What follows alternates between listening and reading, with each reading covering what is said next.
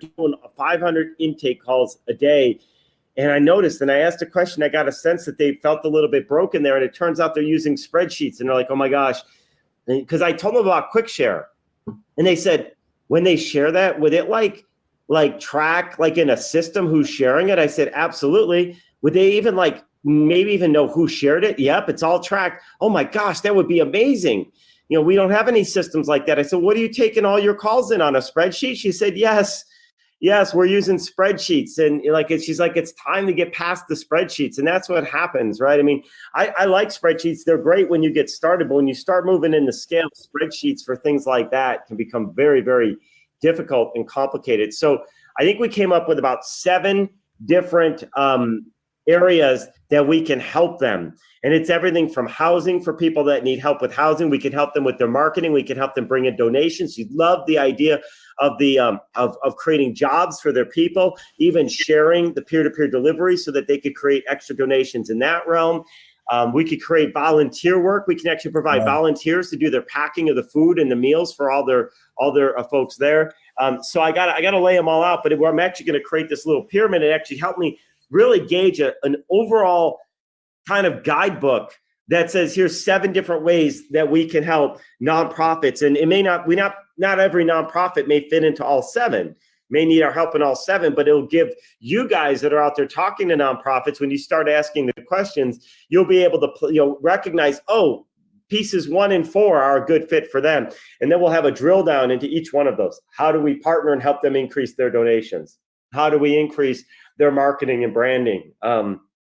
So just an amazing connection. So I've got to do, the name of the organization I'm talking about here is called, it's called the Just One Project. So it's based out of here in Las Vegas.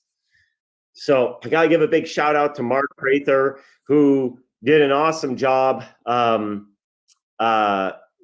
like many of you, inviting people to these nonprofit sessions. And I told Mark he had someone else that wanted to meet this week, but I couldn't. There was no bandwidth. Like literally every moment of my day is filled with great calls and great partnerships.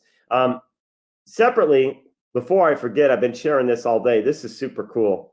Talk about crazy things. Everyone take a look at the screen there. Look at that. Look at that handsome gentleman on the left there. You see that? Alan Bowes. You guys all know him, right? One of our very own Alan Bowes. So check this out. Alan is going down to speak at the 2nd largest REI group down in Jacksonville tomorrow. So he's going to travel down from Savannah because he's been invited to speak there. He's speaking alongside Pad Split and someone regarding residential assisted living. And here's the craziest thing. We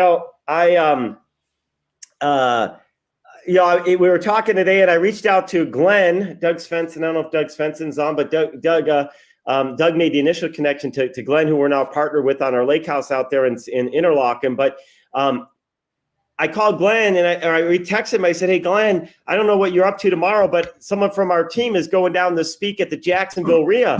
He said, really? And he said he's friends with his partner in Pad Split Homes is the president of that association. And the way Alan got there is we're actually partnering with on a Beyond Living home with her name is Rosemary. Rosemary. Yeah. She's the vice president. Yes. And she's the vice president of the organization. So small worlds, how everything comes together. And it's just amazing what's happening as we continue to but get stuff coming out. I was just reading a nice job from Barb. Everyone's congratulated. So Alan, we're going to work on more and more marketing materials for you guys to get out there, and share with nonprofits. But the reality is, just going out there and having conversations saying, here, what we do is what we call MVP, minimum viable product. It's working.